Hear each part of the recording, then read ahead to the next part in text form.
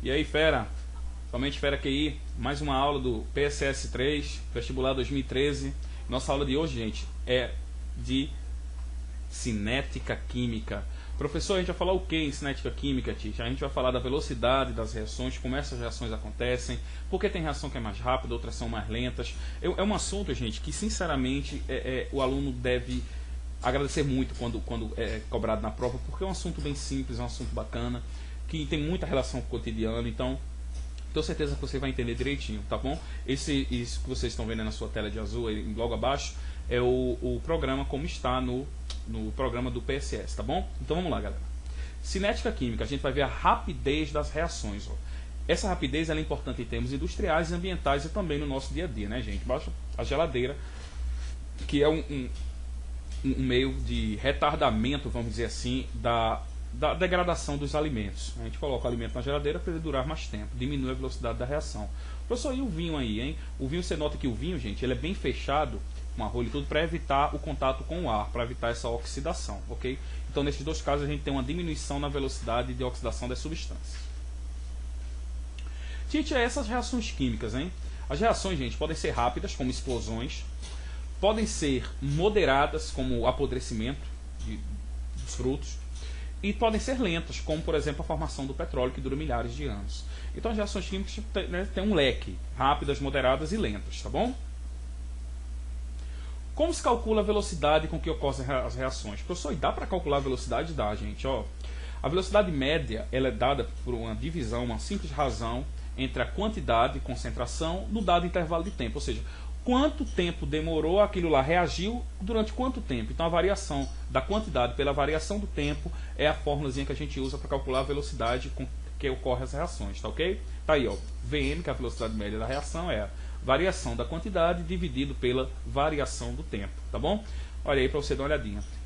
Variação da quantidade pela variação do tempo. Ô Tite, por que no reagente aí está em módulo, hein, professor? Porque no reagente, pessoal, você calcula, né, essa variação e é final menos inicial, dá um valor negativo, mas não é porque a velocidade é negativa, não é isso, é porque trata-se do reagente. Por isso que a gente coloca aí a velocidade do reagente em módulo, tá bom? Beleza, Tite, então entendi. Como calcula a velocidade? Quantidade pelo tempo, né, intervalo do tempo que aquilo aconteceu, tá bom? Então tá aí, ó. Pode-se ter diferentes velocidades para uma mesma reação. Oxe, professor, por quê, hein? Por conta da proporção da reação, né, gente? Devido à estequiometria da reação. Então, para isso ser evitado, né, a gente pode fazer o seguinte: pode dividir a velocidade de cada substância pelo seu coeficiente. Ou se não, fazer um simples cálculo estequiométrico. Tá? Calcular a velocidade de decomposição da amônia. Você pode calcular em função da amônia. Você pode calcular a velocidade da reação em função da formação do hidrogênio, do nitrogênio. Então, tem velocidades diferentes dependendo da substância, mas para evitar, para que uma reação tenha uma velocidade só, então o que é feito, gente? Divide pelo coeficiente que está, beleza. Ou se não, faz um cálculo estequiométrico, tá ok? Vamos aqui agora num gráfico. O gráfico envolvendo cinética. Titia, como é que é o gráfico da cinética? Ó, gente, o reagente vai diminuindo, a quantidade dele diminui, ele vai desaparecendo e o produto vai sendo formado. Olha no gráfico como que seria, tá vendo? Ó? O gráficozinho, a substância, o reagente, a quantidade diminui, o produto B, a quantidade aumentando, como você nota aí, tá vendo? O professor repetindo, ó. O reagente, a quantidade diminui, o gráfico pode olhar a curvazinha descendo, e o B, a curvazinha subindo, ok? Então aí o nosso exemplo para cálculo de velocidade, gente. Esse, né, não vou ler tudo e tal, mas fala de um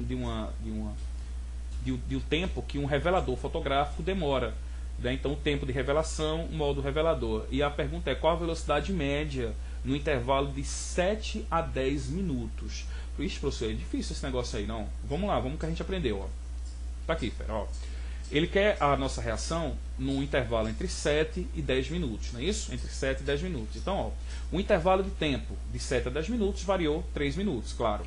E a quantidade passou de 22 para 18, 4 mols. Então, usando a nossa fórmula, variação da quantidade pela variação do tempo, a gente vai ter, ó, 4 mols em 3 minutos. Variação 1,33 mol por minuto. Ó, professor, mas está muito simples. Beleza, a questão foi da Federal de Pernambuco, mas poderia a gente ter cobrado o tempo em segundos, né? Poderia ter colocado de repente ali mol, grama, uma relação, mas simples. A expressão que você usar é essa: variação do tempo, variação da quantidade, tá bom?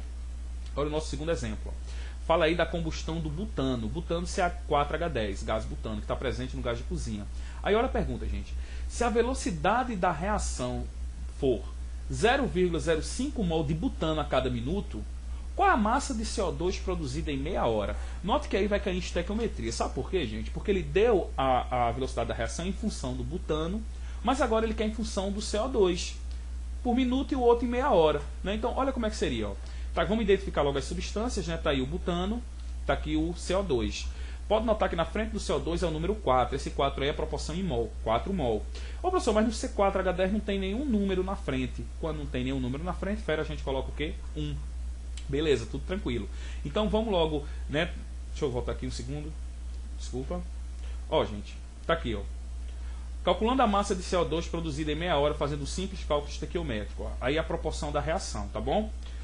1 mol de C4H10, 4 mol de CO2. Beleza. Ô professor, e por que 1,5 mol de C4H10, hein, Tite? Esse 1,5 mol, gente, é porque foi produzido em meia hora, tá? Então, repetindo, ó. Deixa eu voltar aqui. 1 mol C4H10, 4 mol de CO2. São os númerozinhos ali da frente, né? A proporção em mol. Aí vem a pergunta da questão, ó. Para a gente calcular em meia hora. Né? Em meia hora, a gente gasta 1,5 mol de C4H10. Quantos mol de CO2 vão ser? Ó? Fazendo a regrinha de 3 simples, vai dar 6 mol de CO2. Mas, professor, ele não quer saber o mol, professor, ele quer saber a grama. Então, gente, falou massa, né? Grama, mol. Aqui no PCS a gente tem que ir para a tabela periódica. Então, ó, pela tabela periódica a gente tem a massa do carbono e do oxigênio, 12 e 16. Calculando a massa do CO2, né? 12 do carbono, mais a do oxigênio, 16 vezes 2, que vai dar 44 gramas por mol. Então, se a massa de 1 mol é 44, calculado pela tabela, lembre disso, então 1 mol, 44. Pô, então 6 mol, 264 gramas, essa é a nossa resposta. Tá vendo, fera? Então, essa questão de cinética, né, caiu em estequiometria, deu a velocidade de um, pediu a taxa de formação do outro. Beleza? Então, vamos nessa. Por que ocorrem as reações? Essa é a grande pergunta, né? Por que ocorrem as reações químicas, gente? Ó, isso é explicado pela chamada teoria das colisões, dos choques, tá bom? Que diz que os reagentes devem estar em contato, óbvio, e deve ter, claro, afinidade química. Eles devem ter uma interação entre eles, né? Deve se, vamos dizer assim, se gostar, por exemplo, ácidos e bases. Encostou, a reação acontece, tá bom? Então as moléculas dos reagentes devem colidir, devem se chocar entre si com energia suficiente e uma geometria favorável, tá beleza? Então como é que é isso? Quando a colisão é eficaz, quando o choque entre as moléculas é eficaz, forma-se uma estrutura, galera, chamada de complexo ativado. Então a gente vai ver agora como é que se forma esse complexo ativado. Quando a colisão é eficaz, quando a colisão não é eficaz. Então olha aí, ó. Os gases hidrogênio e a substância iodo. Aí eles estão no estado, considerando o estado gasoso, tá bom? Então, gente, ó, o iodo e o hidrogênio. O iodo, essa fórmula com bolinhas maiores, né? O hidrogênio com as bolinhas um pouco menores. Vamos mostrar aqui uma colisão não eficaz. Um choque que não vai dar em reação. Olha aí, ó. Não, vamos dizer assim, não foi frontal, não foi um choque efetivo. Pode olhar aí que no final está do mesmo jeito que antes, ou seja, não teve reação nenhuma. Agora, olha um choque eficaz, Fera, o que acontece, ó. O choque entre as moléculas, bateu aí entre as moléculas. Depois desse choque, ó, formou o complexo ativado. Depois disso, olha lá como está diferente, ó, tá vendo? Formou o gás iodeto de hidrogênio. Então, o antes e o depois completamente diferentes, ok, Fera? Então, aqui, ó, o complexo ativado é uma estrutura intermediária entre reagentes e produtos. Ou seja, ele nem é reagente, nem é produto, tá bom? Então, o complexo ativado ela é uma estrutura intermediária, que, vamos dizer assim, uma estrutura energética, né, que o reagente passa para formar o produto, tá beleza? Então, vamos lá, pera, ó. A energia mínima para que essa reação aconteça, né, para que forme esse complexo ativado, é chamada de energia de ativação. Então, gente, tem reação que é muito rápida, ou seja, basta ativar com um pouquinho de energia, a reação vai embora. É como uma barreira energética, então, a energia de ativação, que os reagentes devem vencer para formar os produtos. Sem energia de ativação, gente, a reação não se inicia. Daí a importância dela na cinética. Então, tem que ter energia de ativação, que é aquela energia mínima para que a reação aconteça. Tá ok?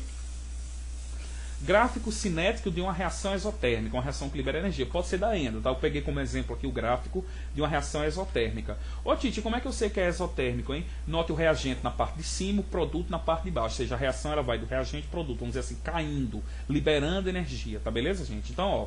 E em cima aí o topinho, o complexo ativado. Note que é uma barreira, né? Toda reação é reagente, produto. Mas note que entre o reagente e o produto tem esse complexo ativado, tem essa barreira de energia que o reagente vai ter que passar para formar o produto, tá ok? Identificar cada coisinha, ó. É 1 energia do reagente, é 2 do complexo ativado e é 3 energia dos produtos, tá bom? Aí, né, você entendendo o gráfico direitinho, tá beleza? Então, professor, e o que é essa diferença aí B? Essa distância aí do reagente para o complexo ativado. Essa diferença, gente, do reagente até o complexo ativado é justamente a energia de ativação. Então, a energia de ativação é essa diferença entre para chegar do reagente até o complexo ativado, tá beleza? Professor, e essa energia C aí? A energia C, gente, do reagente para o produto é a variação de entalpia.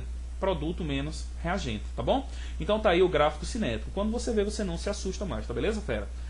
Do reagente para o produto, entalpia. Do reagente lá para o topinho é o complexo ativado, ok? Relação entre a energia de ativação e a velocidade da reação.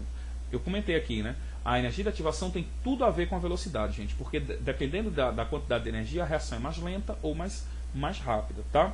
Então, olha essas duas energias aí, a mesma, né, praticamente a mesma reação, só que você nota que da esquerda você tem, vamos dizer assim, uma montanhazinha maior, ou seja, o reagente tem que atravessar uma montanha maior para formar o produto. E na da direita, não, ó, o reagente tem que enfrentar uma montanhazinha menor, ou seja, a energia do complexo ativado. Então aqui, ó, energia de ativação maior, ou seja, tem que botar muita energia para que a reação aconteça. E aqui não, ó, bastou pouca energia, já acontece. Então, o que é que a gente tem, resumidamente, isso? Quanto menor a energia de ativação, mais rápida é a reação. Deixa eu voltar aqui e botar de novo na tela, fera, ó. Quanto menor a energia de ativação, mais rápida é a reação. Cuidado para não confundir, viu, fera? Energia de ativação pequenininha, reação mais rápida, tá ok? Vamos passar então. Exemplo. As curvas 1 e 2 representam caminhos possíveis para a reação. A pergunta da letra A é o seguinte: indique a curva que corresponde ao caminho da reação mais rápida. E a pergunta D é para a gente comparar as energias do complexo ativado.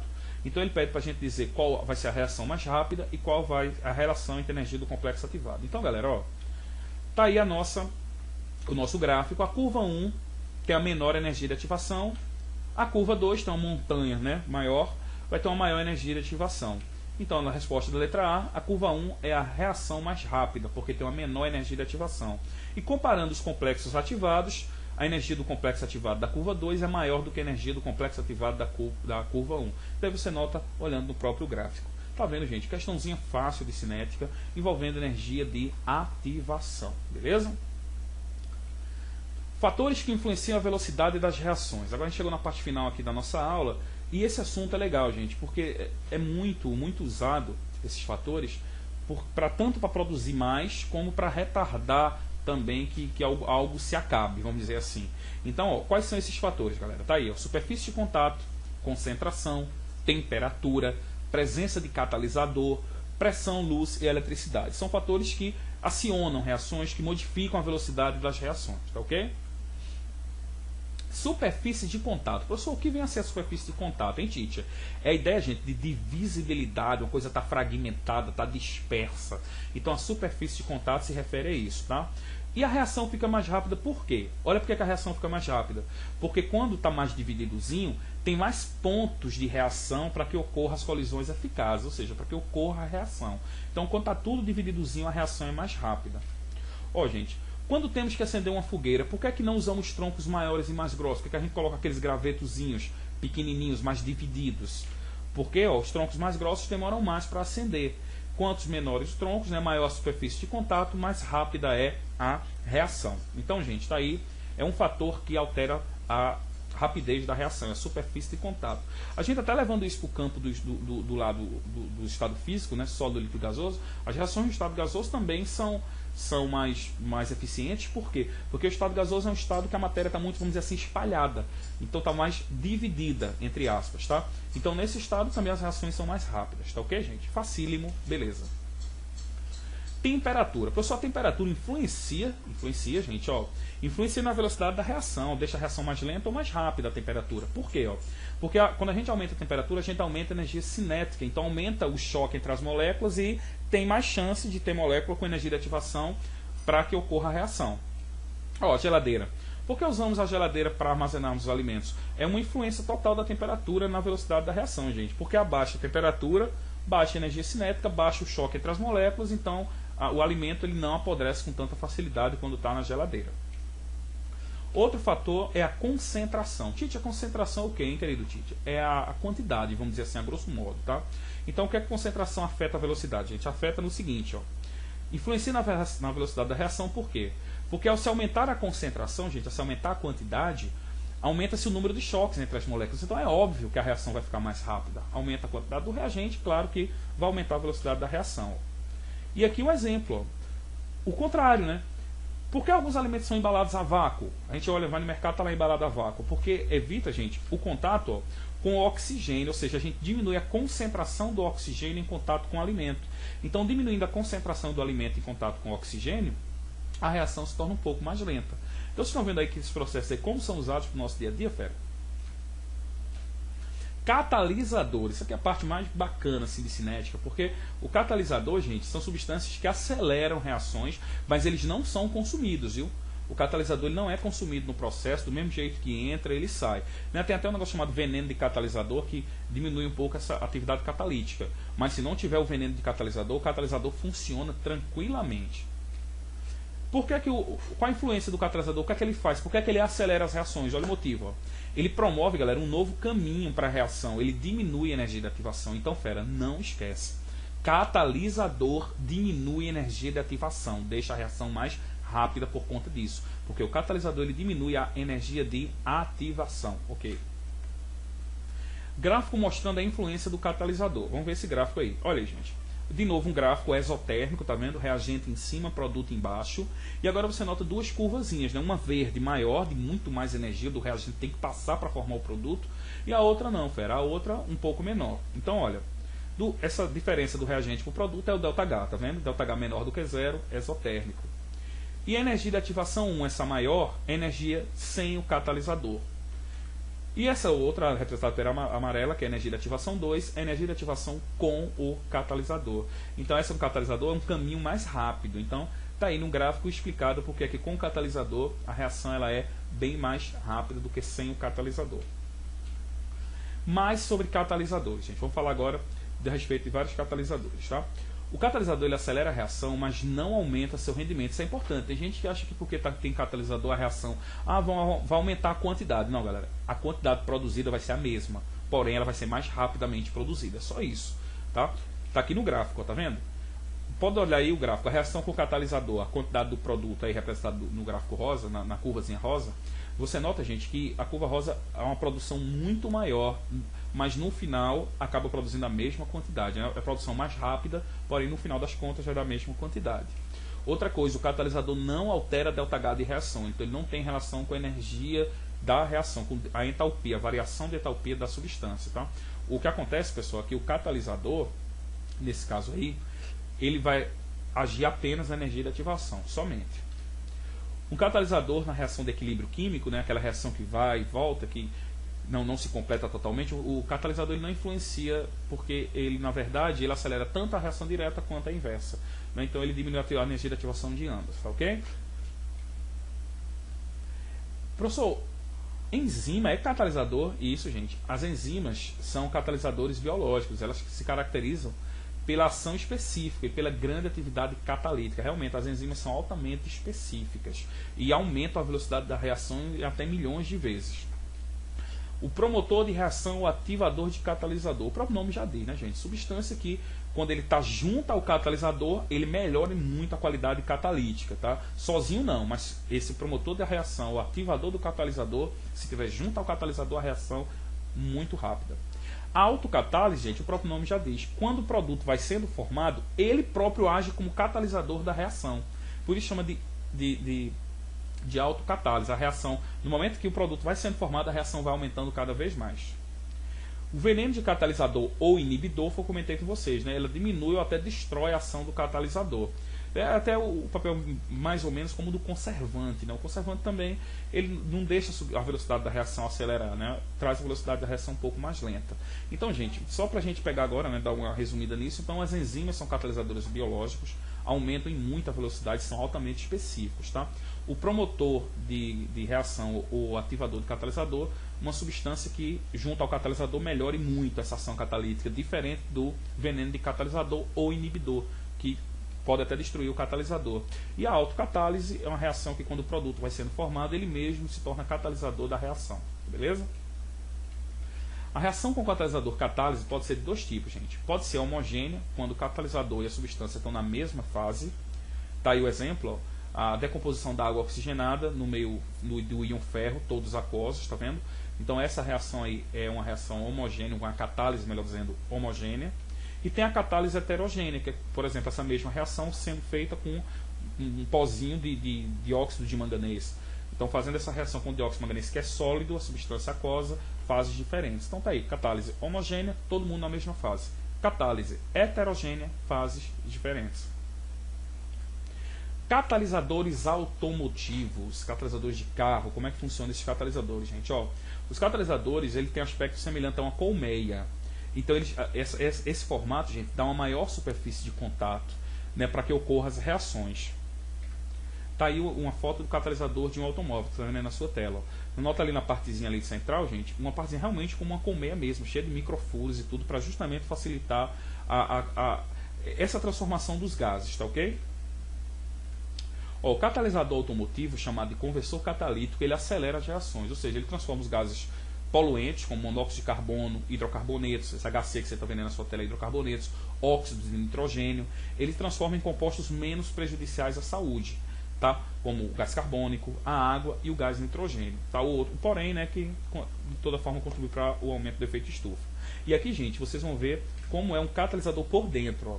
Olha ali, ó, a carcaça metálica, né, cobrindo todo o catalisador, o suporte cerâmico, que é com óxido de alumínio, metais ativos. Então, você nota aqui de vermelho, aqui logo abaixo, a entrada dos gases tóxicos, tá vendo?